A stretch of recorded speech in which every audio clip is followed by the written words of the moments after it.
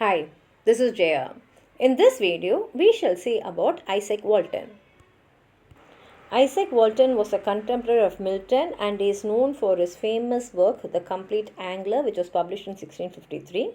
This book was actually written for fishermen but became popular with those even who knew nothing about angling because he had written it in a gossipy style and rustic flavor.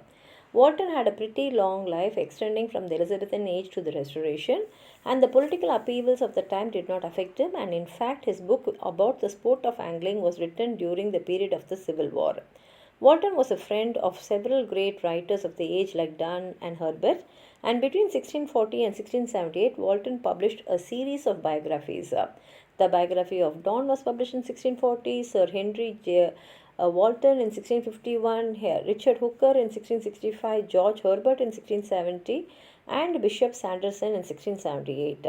And all these biographies show how Walton was having a very intimate knowledge about these famous men. If you have anything more to add on to what I've said, please do write it in the comment box.